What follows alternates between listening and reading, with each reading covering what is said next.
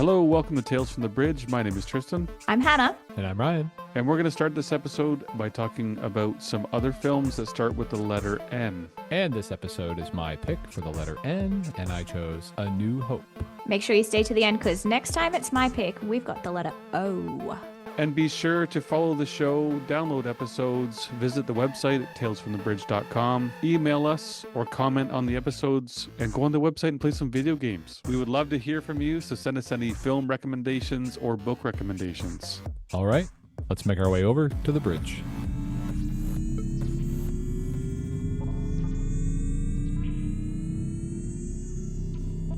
All right, let's kick things off with some honorable mentions of other sci-fi films that start with the letter N. So mine is going to be, and it's a shame to me where this is on my list in terms of how much I like it, because I love Jordan Peele quite a bit. I think his work is great, but I didn't really care that much for Nope, actually. I mean, it's kind of, I don't know. It's all tough to hold a candle to his first appearance, but yeah. So Nope, anyway, 2022. I guess there could be a debate whether it's a sci-fi as well, because it's really more character driven. But there's aliens, for God's sake. Like, I mean, it's totally sci-fi. It's sci-fi, right? Much more of a character piece, as much of his stuff is. But anyway, yeah. Have you rewatched it? Have you watched it more than once? So I watched it when it first came out, and then I feel like I watched it like maybe at this point 2 years ago, and it didn't kick back in for me. So I don't know. I mean, I'm willing to give it another shot. I do love Jordan Peele, so I really liked that one on second viewing. On first viewing, I was like, nope. Right. Not for me. Mm-hmm. See what I did there? Nice. But then when I watched it again, and I just found it actually very rewatchable, and it's a pretty recent movie, right? And I think I must have seen it 3 or 4 times now, and I appreciate something new about it every time. I think it's actually decent choice. All right. Well, that's enough to get it back on my list for sure. Give it another shot. He's worth it. I definitely enjoyed that, but I've only watched it once, so maybe I'll like it a little bit more if I do it again. I do love Jordan Peele, though. Like, Key and Peele, oh my God. I could just watch hours of them. They're amazing. I have a pick. I don't want it to be a reflection of my taste in movies. It's just a movie that is sci-fi and starts with the letter N. It's called Next. It has Nicolas Cage. I have a vague recollection of it existing. Julianne Moore. Jessica Biel, you know it's good if it's got Jessica Biel in it. And I guess he's like he's a little bit of a con man or something. He can predict the future and he uses it for like gambling, but then, you know, actual disasters start happening that he can foresee. It really does remind me of Knowing, which even though it sounds like it starts with N, most school teachers will tell you it starts with a K. And that it's kind of similar. It's like, you know, prophecy, knowing the future, knowing when disasters are going to happen. Nick Cage really got niche there for a minute. Well, and isn't his thing too, like he can only see like a little bit into the future? Like, isn't that kind of the whole hook? It's like, it's not like he can see fully into the future. It's like literally like, I thought that was part of it. Like you can see in like the next 10 minutes or something like that. Like it's just like even more lame. It clearly penetrated. Yeah, obviously. Well, it's just Jessica Biel. Like so Nope and Next. There you go. There's your next to watch list. Tristan, your N one better be 4 letters or. Yeah, so I'm looking for a new one because my pick was going to be Next. Because how did we both choose the shit one? There's not much. There's really like 7 things on the list. So I'm sure so something I'm noticing while I look at the list is there are many foreign films. So there's a lot of international films and that I've never heard of or seen. So there could be some really good ones in there. And I was curious about the, I think it's a UK one, the 1984, like made in 1984. Yeah. No, you could definitely count that as an N for sure. Yeah, which I haven't seen. I haven't seen, but like that is a very good film. Yeah, I guess I'm going to choose a film that I do like. I'm not blown away by it, and it's not really science fiction as much as it is post-apocalyptic, and I love my 1970s. It's a 1970 British film called No Blade of Grass. It's really just about the end of the world coming and London, everyone having to leave London. It's almost like a War of the Worlds without the aliens, because the War of the Worlds, the original book, is based in London, and the film, to be honest, really reminded me of that. So it was like leaving the city and going out into the country, and just the chaos that ensues. So no Blade of Grass, 1970. That's it. Yeah, there's just not much. Well, if we learn anything from the newly released Disclosure Day, it's that you don't need to see the aliens. That's not the interesting part. Oh wait, Spoilers. Ryan, I just found a movie that I'm pretty sure you and I watched together when we were in high school. Or no, we couldn't have been because this came out in 2003. Do you remember a movie called Nothing? And it's a French Oh, Canadian film, and it's made by the guys that did Cube. I feel like that does ring a bell, And actually. I'm Yes. pretty sure one of the actors is from Jordan Peele's first film, Get Out. Yeah, Oh, no, 100%. yeah, Yes. yeah. That's Oh, pretty good. weird. It's just guys find themselves in not In like there's liminal nothing. Yeah. space, right? Like in And nothing. it's all white instead of you would think that nothing would be black, but it's just all white. Yeah, Super indie, like indie Canadian yeah. film. Yeah. Oh man, Yeah, I yeah. forgot that movie existed. Well, Yep. there we go. Look at that. Something good came out of our list. There you go. Stumbled across it by accident. Uh, Delightful. That's I great. do want to just quickly jump back to Hannah's pick for next. By the way, Lee Tamahori made that film, and I'm a fan of his. He's done some great films. One of my favorites that he did was The Edge. Anthony Hopkins and Alec Oh Baldwin yeah. stuck in the wild. I rewatch that movie at least once a year. I don't know It what is it a is. good movie. Yeah. Something about it. I just love it. And then he did do, I think, another fantastic film that he did is called Once Were Warriors. It's a New Zealand It's a indie flick. Kiwi film, isn't it? It is, and it's about That's very good. yeah, it is very good. It's a heavy topic, Yeah, but it's I not an did easy watch. yeah, but very very good, and it does star the main actor in Once Were Warriors played Jango Fett in the new Star Wars films. Tamara Morrison. So he actually Tamara. Yeah, I think you say it Tamara Morrison. He also played Boba Fett in the new Disney TV show, but he was Jango Fett in the prequels. So he's one of the only actors to play like 100 million people at once. That was a bad joke. Sorry. I didn't get it. Because he's a clone. Yeah. Clone Oh, Wars. Yep. Bringing it back to Star Wars. Look, I know Hannah, you're just getting started. There's lots of bullshit coming. Don't worry about it. I'm ready. So this episode was my pick for the letter N, and I guess mildly controversially, I selected Star Wars: A New Hope. Emphasis on new. 1977 film by writer director George Lucas, starring Mark Hamill and Carrie Fisher and Harrison Ford. Obviously, the springboard for an insane amount of other movies and media and huge parts of so many people's lives. And actually, to that end, a pretty huge part of my life. I know a massive part of Tristan's life. But I was also very curious to know if Hannah, was this the first time you actually watched a full Star Wars movie? In completion, like I've Okay. seen bits and bobs. My brother would watch it growing up. Like I'm aware of it in the cultural zeitgeist, obviously, but Yeah. like I don't think I've ever sat down and watched it from start to end. I'm very curious to get even just a quick little idea of how you felt about this movie, if it's possible to think about it outside of the rest of the canon, if that makes sense. Like just if you could imagine you just saw this movie, you didn't know what Star Wars was, you have no connection to the rest of it at all, like, and if you want to even go as far as to be like it came out yesterday, right? Like what did it immediately sit with you kind of right off the bat? I'm just very curious right out of the gate.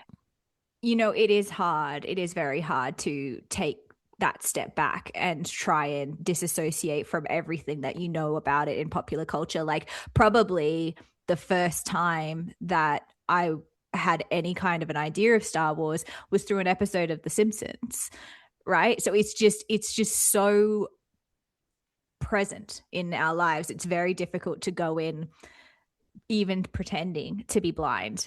But I will say that trying to watch it as a film fan rather than just enjoying a piece of cinema, trying to put that lens on it was really quite helpful. So the opening scenes where they're, God, I'm going to use a wrong terminology and everybody's going to shit. I'll The correct you. spaceships, the spaceships, The Star in the very Destroyer. opening, the Star Destroyers, and they're all like lasering each other Yep. through the sky, and even just the angle of the ship coming right over the top of the camera and this sense of foreboding, that felt really cool. I imagined myself in the cinema back in the 70s and just being like, what is this? Like, what am I watching here? Like, straight off the bat, really, really cool. So that was impressive. And I did manage to kind of switch myself to a place where seeing that for the first time could have been something really cool and impressive for audiences back then.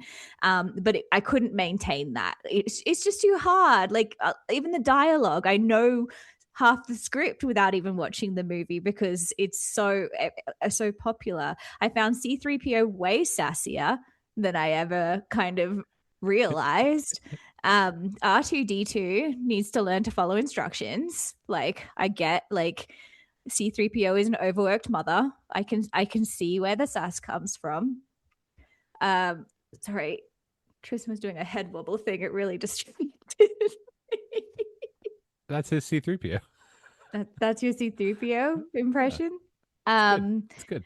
I felt conflicted that Luke seemed way more upset about the death of Obi-Wan compared to his uncle. Just seemed to really shrug that one off. But And Brew. yeah, like, not just their deaths, like, that's some real trauma stuff that he saw there when he discovered their bodies. Like, okay, woo. so it's definitely been a minute since I've rewatched this movie, and that absolutely struck me as like, that is some brutal, Yeah. like brutal shit that he comes back to. Like, for some reason in my mind, like, that's like, my brain kind of glossed over it, I guess, where I was just like, yeah, and then they die, and then you move, blah blah blah blah. But you're like, no, like, charred corpses. Yeah. Is what you get. But I mean, real convenient for Obi-Wan because he's like, come. And Luke's like, I can't. And then his uncle dies. He's like, I can now. So that really worked out really well for Obi-Wan. I don't know if the whole story would have happened if Uncle and Auntie hadn't been charred. Yeah, it's true. Yeah, because Ben's just been kind of hanging out, I guess, waiting for that to happen. Yeah, despite the fact that the rebellion is in dire straits, he's just like, well, we'll wait until they die, and we'll. But that was Luke's destiny, right? It was his destiny. Exactly. For his uncle to die in a horrific, yeah, burning alive scenario. Sucks for him, but good for Luke and the rest of the galaxy, I guess. Hans is real misogynistic. See, Hans? Like Hans Gruber? No, wait, Hans? what's his name? This Don't is make it. fun of me. You have it. All right, that was my one. That was my one. Han. Han Solo. Han Solo. Why you say Han? Han Solo. No, I think real it's misogynistic. Hana. She's just gonna sign off.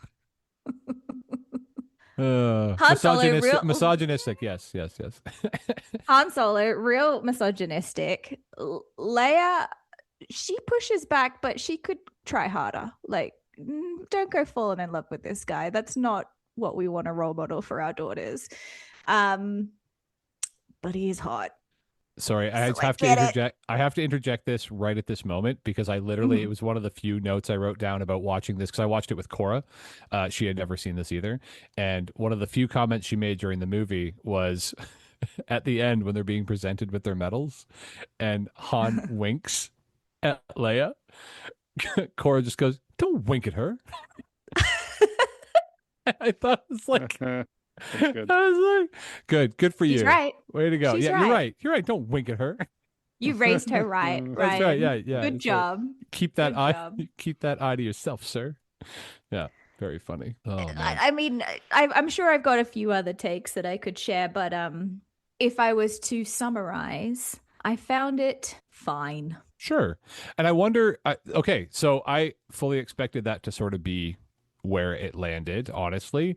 But let's talk a little bit about why that probably is, right? Because to me, one of the reasons why you can watch that now and go, yeah, that was fine, is because like almost everything you have watched up until now took a page directly out of that, right? And not to say that George also didn't. Of course he did, right? I mean, the hero's journey was not new when he wrote this.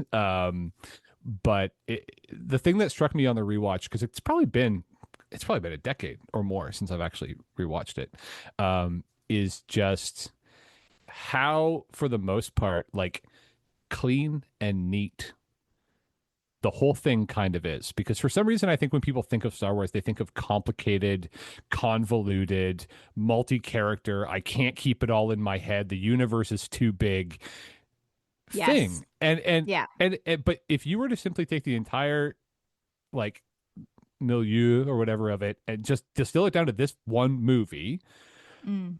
it is a like you've got all the archetypes you want. You've got the arc. You've got like the beats are there, like everything. Like it's a very clean cut, good versus evil. The timing, the pacing, like every single piece of it's 2 hours. Like, please give us a 2 hour movie for God's sakes. Like there's so much about it that just works and is clean. But yeah, I like the idea of like trying to get in the head of someone in the 70s and seeing those effects and being like mind blowing. So that piece doesn't really carry it as far, but like if you just go everywhere from like character to narrative to story building to world building, it kind of hits all the beats really, really well. It doesn't seem over the top because we've been watching this for a long time, right?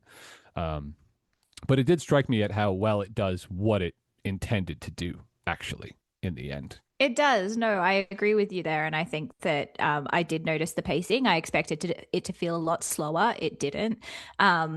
I expected it to be overly complicated and be part. And, that's probably more because of its reputation in the current day with so many TV shows and this part of this universe. And that's like, and actually back then it wasn't quite as complex and overwrought. So, no, I'll give you that as well. It did seem like really simple and easy to follow, but really effective at world building and just feeling really drawn into the reality of it. I believed all of it. No, it's valid points. It is good points, and there is a lot of. I said this when we were watching it, a lot of references, and I was like, I get it now, from all the other movies and all the other stuff that I've seen over the years. I'm like, all right, that makes sense. But Indeed. I was gonna go to Tashi Station and get some power converters. Exactly. Whiny little farm boy. The most important thing about this film is just that it's a first mover film in a way. Like it is the film that revolutionized the way production companies even choose what films to make. Jaws kind of took it in one direction, but Jaws was still like pretty tight, right? Like this was huge and it's obviously multiplanetary and heavy special effects. It's a first mover and it changed the way that production companies chose what films to make. I don't think that's necessarily I think it's a really good thing, but I also see the flip side. Like it really, there's one side of the coin that is like, well, we stopped making good film and this could sound really pretentious. We stopped making good film and started making films that we wanted to make more money. Like money became way more important once we realized there were hundreds of millions of dollars you could make. Like the film business in the 60s and 70s and before Jaws, um, even with The Godfather, they made money, but they weren't like making everybody rich. They were just keeping the studios alive so that they could keep making movies. And then after Jaws, and then with Star Wars just blew the lid off. Where it was just like, no, the guy who makes it becomes an instant millionaire. The actors become instant millionaires with their offers. Everyone who continues to work after this gets rich. So it's kind of amazing how much it changed the industry. Let alone just the technical part of storytelling, special effects, and all those things. What it did to the industry is pretty amazing.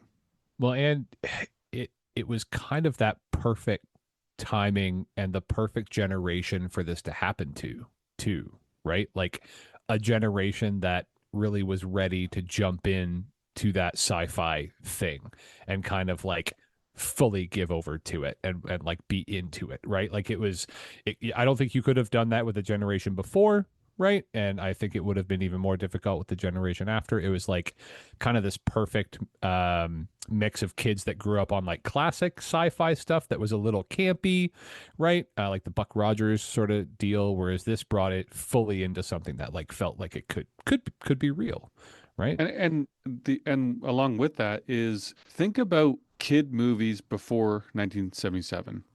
You really just get the live action Disneys, you know? You get a few others like of course a kid can watch Gone with the Wind, you know, a kid can watch a World War II movie if their parents were okay with it back then, but it wasn't geared towards children, right? Like children could enjoy it, but it wasn't geared towards them. The children movies, the movies made for them were Disney live action and these kind of just these goofy, childish romps.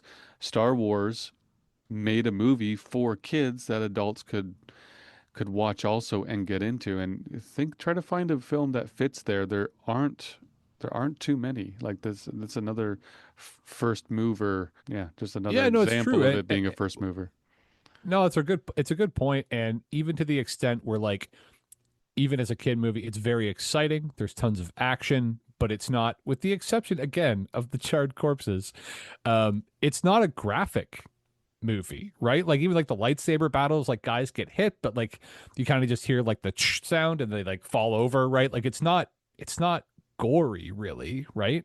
So the idea of having that sort of action and fast paced and high energy thing, even the blasters, right? They're not guns technically, right? The whole thing feels a little softer or whatever. Now I did watch because it was the only one I had available to me. The remastered was like the was that early Yeah, we watched that too, and I was gotta that say, late Same. 90s that they it did was that? 1997 when they did the Yeah. special edition. It came to the theater. I remember going to each of them the night they came out. It was just, it's silly. And watching them now, they should just take them out. Like, they don't fit. They look silly. Like, just give us the original movie. I don't know. That's just so, Yeah. that's, we'll Especially get to yeah, we'll get to there's a bunch, but yeah. we'll get to George Lucas in a minute Yeah. and the Well, things that guy does.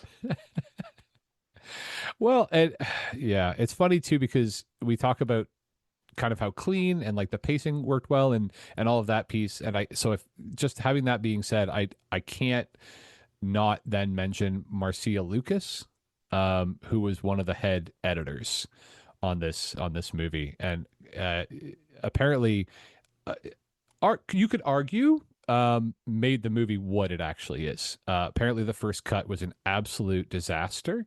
Uh, Almost unwatchable, and her and Richard Chew and Paul Hirsch came in and like cleaned it all up. So I got to give some love to the editing team, because good lord, I can't imagine what it would have been if it had all been left in the hands of our buddy George, honestly. Anyway, yeah. This could be information you already know, but I'm just going to spew it out anyway. George Lucas won a contest with a THX 1138, a short film that he did for university, and he got to hang out at the Universal lot for a little while.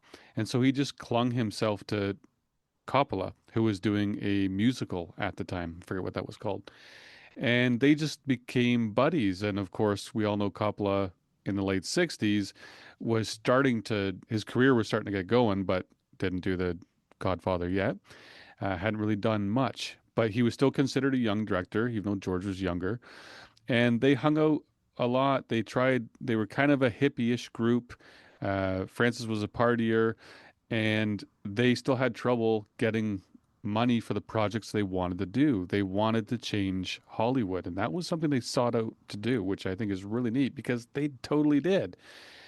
The ironic part is they became the empire themselves. They became their own production companies, which is one reason why, and like I said, we'll get to George Lucas in a minute. But it's interesting that they became friends. And The Godfather was very successful.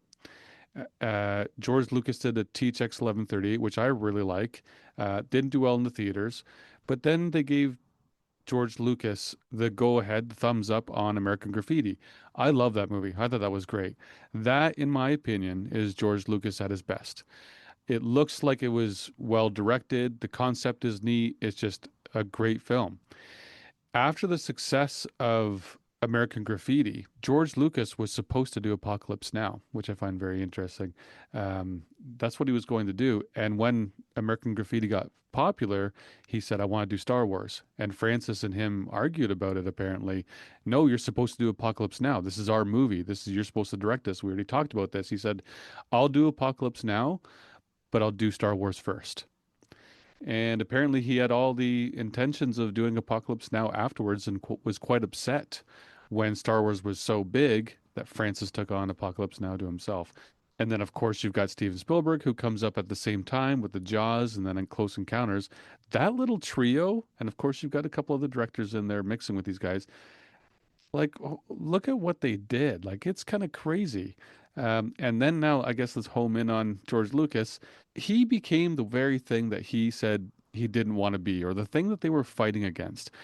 And I gotta say, I don't know how much you care to talk about George Lucas, but I might like a few of his movies, but I don't think I like him, and I don't like the what he's done with this. It's so frivolous. It's so the way that the franchise has just gone in all these different directions. That's not just him, but I don't know. I find him the way that he made these, he followed through with the Star Wars films to be very frivolous, and it was almost like he didn't care. And from what I understand, by the end of 82 when they were wrapping up, and then early 83 when they were wrapping up on Return of the Jedi, he was done. He just wanted to be done. He did not, and remember, he did not direct Return of the Jedi or Empire Strikes Back. He's only directed 6 films total, and 4 of them are Star Wars, the 3 prequels, and A New Hope. So I don't know. I know I just went on a little bit of a tangent on George Lucas, but I am currently reading a book about called The Last Kings of Hollywood, which is kind of about this. And my take on George is just I've never really been a big fan of George Lucas, but reading this book has been more, oh my God, like the guy, something about him, like and just like it just seems like it's all production and money, and uh, that was the very thing that Star Wars was meant to be against, you know? It was an allegory for Vietnam, and he also talked about it being an allegory for the studios and how they control. So I don't know. Sorry, I'm just bitching about him. No, I mean, part of it after hearing that backstory, because I didn't know a lot of that stuff, right, about like the Coppola piece and any of that really, because but it almost just feels like he had one really cool idea that he really cared about, and that had this story that he really wanted to tell. And I guess in some ways, unfortunately, it spoke to a lot of people.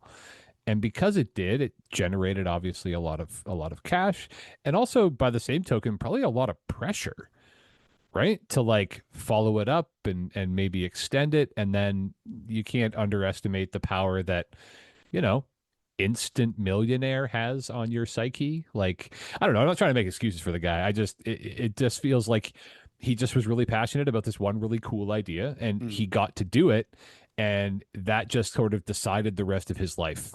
And he just kind of went along for the ride. And whether that's okay or not, uh, I don't know.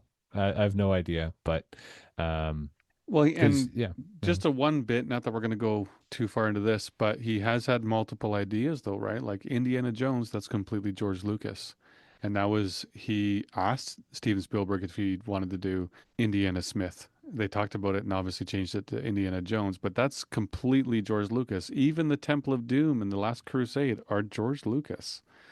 So he knows how to pick the stories. He just doesn't know how to write them, and he definitely does not know how to work with the actors or people for that matter. Apparently, everyone feels transactional and like he's always business, and that's like Harrison Ford had a very difficult time feeling like even just talking with George Lucas, and just never felt good about that. And that's one reason why after A New Hope, George Lucas said, "We'll make more movies, but I don't want to direct."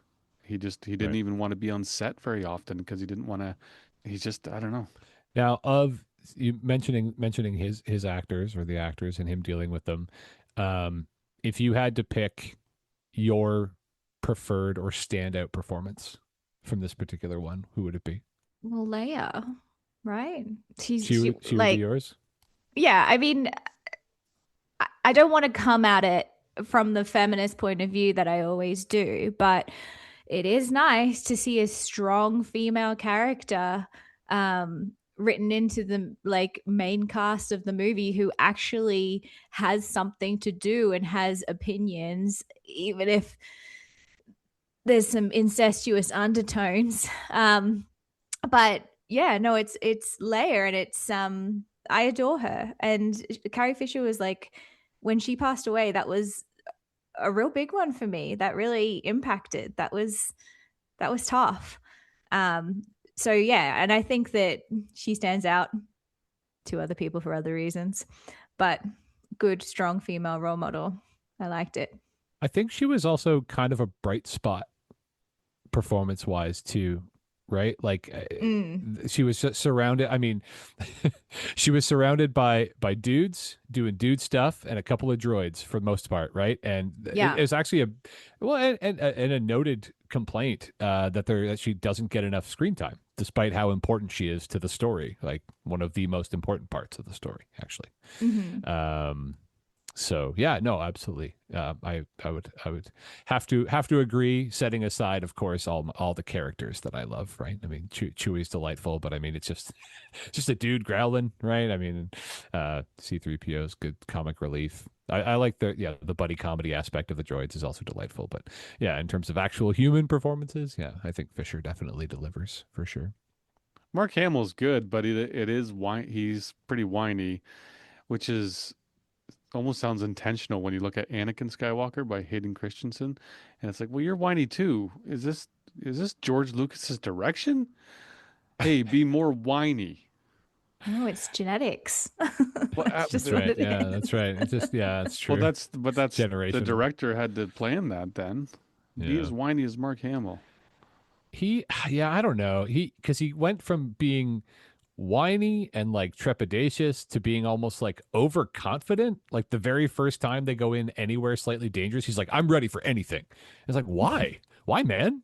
Why would you be ready for Well, anything? that's You've kind of the done Did you nothing. not? stupidity of the young man, right? Like, Yeah, and you yeah, do yeah. see his character arc definitely over those three films. You see him in the middle on the second film, still young and f frustrated, but then learning, and then by the third, he's actually a calm, mature Jedi Master.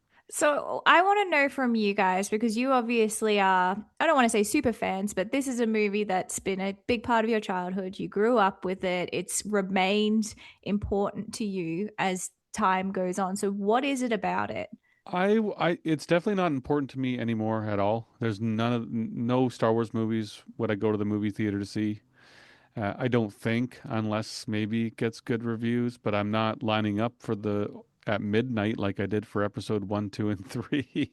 And I dressed up as Darth Maul for the first one and got a picture in the paper of me jumping, and it looks like I'm jumping like 6 feet high. I don't know how they got that, but I did a really good Darth Maul jump. So I wouldn't do that anymore. So it's not that important to me. In fact, it's less important and it's lost its magic a little bit. However, at the rewatch of A New Hope, I was definitely able to see, and I think I can answer your question by this in this way. When I just remember watching it when I was a kid. I don't remember watching it a first time. It's one of those films that just was always there, probably because I had an older brother that watched it.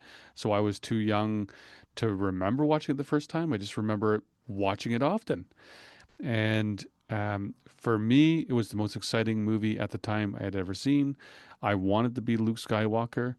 I wanted to go on that adventure. I wanted to take off with an old sage to teach me special powers.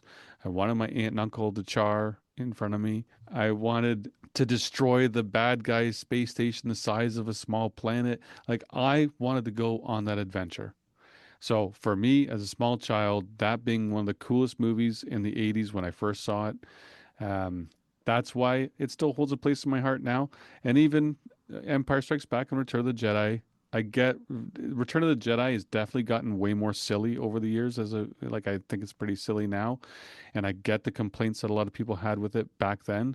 But Empire, I think was pretty good.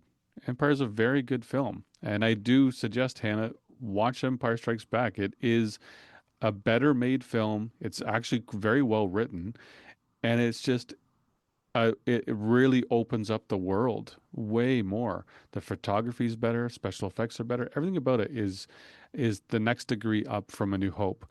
A New Hope is my personal favorite because it's a first mover. It's the first one that really got me excited. But I do think Empire Strikes Back is a better film. But that's why they still stick with me. Yeah, it definitely does live in a the same sort of place for me as like Ninja Turtles. Like just like in terms of it being just a piece of my childhood that I remember very fondly, and the iconography of it almost sticks more with me, if that makes sense. Like the idea of the characters is fun for me, even more so than like it resonating, I guess, if that sort of tracks, right? Like it's not necessarily that I always think back of every piece of it fondly. I just think about the place it held at the time. And I usually will be willing to give something new a shot, although we are kind of in very much oversaturated territory now, and have been for a little while. Just with all the TV shows and everything like that, it is becoming definitely a bit much. But yeah, so it is. It's almost like a meme in my life at this point than than a strong piece of art, I guess. Yeah. But is so do you think that's what it is for everyone? Because I'm interested to know like who is the audience like this franchise is still making so much money. And actually critically, not all, but some of the TV shows are doing very, very well. I think it's Mandalorian. People rave about it as like real high prestige TV, like Well, up that was there, a good top tier. show, but that's kind of the only show on that has been critically acclaimed. Any of the other shows are kind of I watched Kenobi, I couldn't even finish it. I think I just But skipped it it to the end to watch him fight a lightsaber fight with Vader to be like, has to be cool. We've been waiting 40 years for this scene, and it was the silliest action sequence of it was baloney. Like I can't even believe they filmed it and released it, to be honest.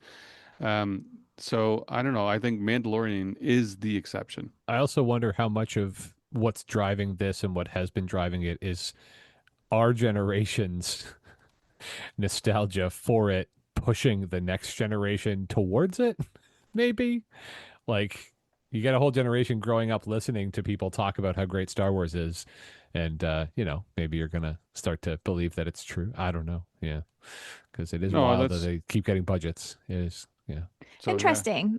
I wonder if the fandom out there would agree, like the real diehard fans, because it feels like you guys have a take that it's based off of nostalgia and childhood and you can still appreciate it for what it is, but maybe it hasn't quite stayed with you the way that I think it has with a lot of people. And what is it that's making it stay? What is it that's making it continue to be so successful? It's getting passed down to generations. Younger It generations are showing totally up is. for it.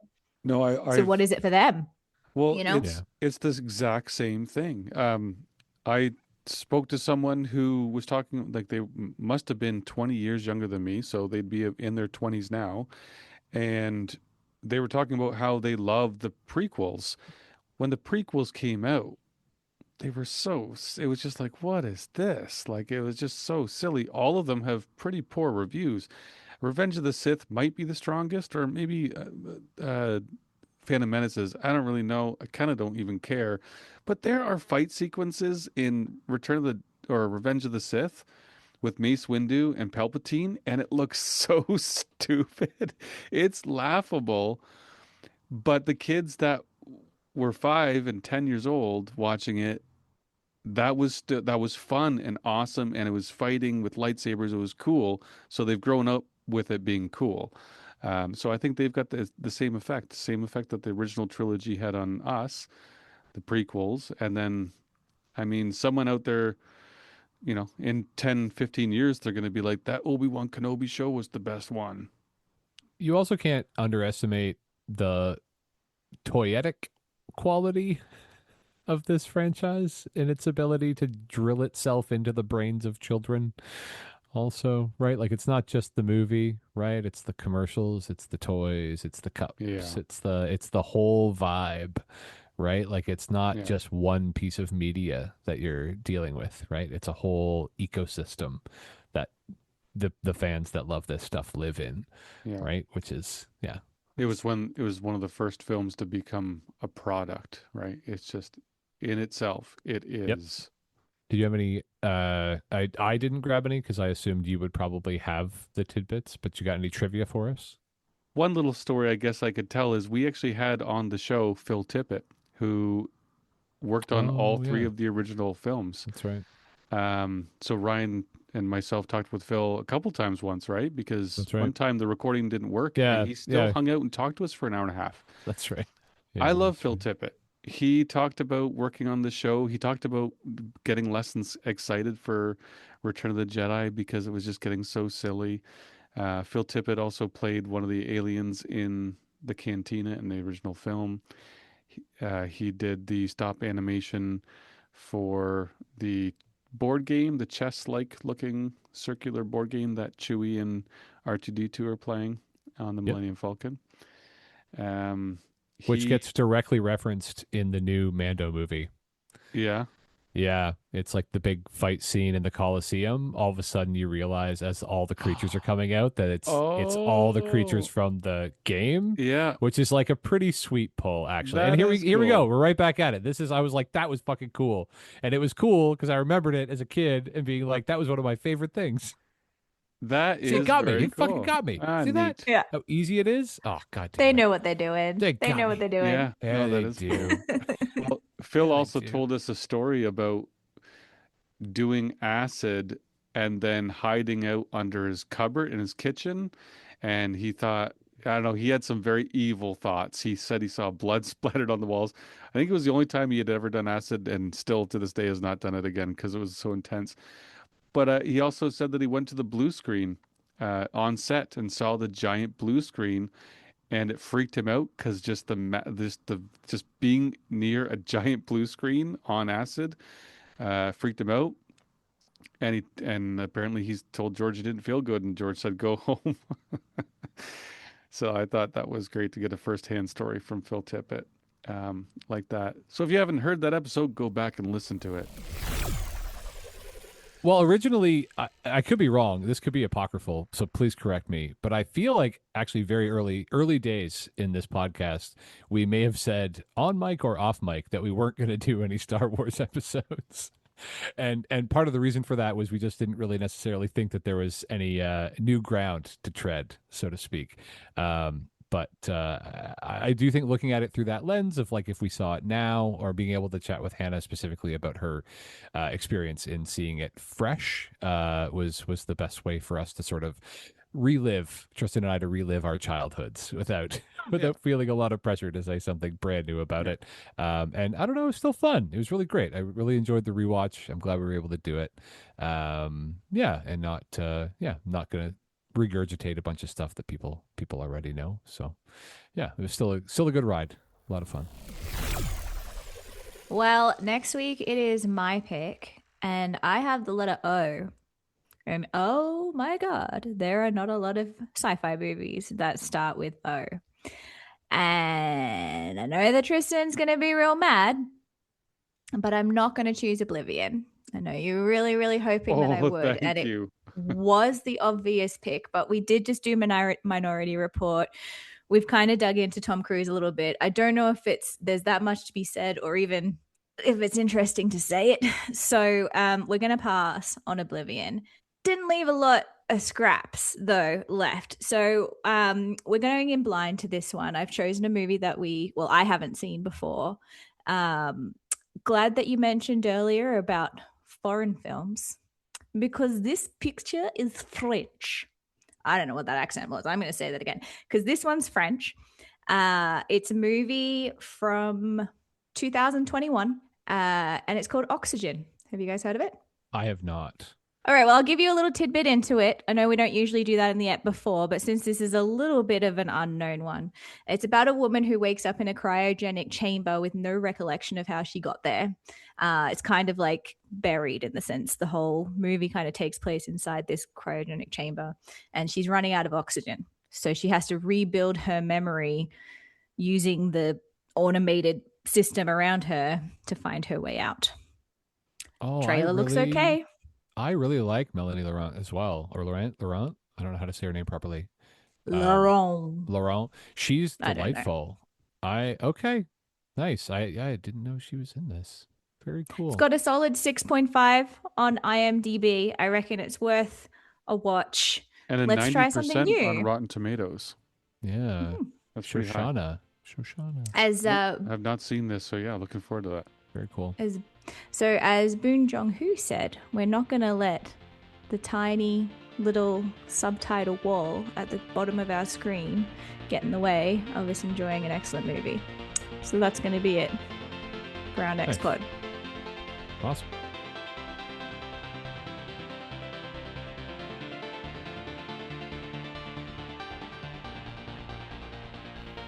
Thank you for joining us once again. We very much appreciate you.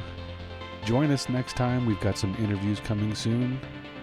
Lots more to come from Tales from the Bridge. Until next time.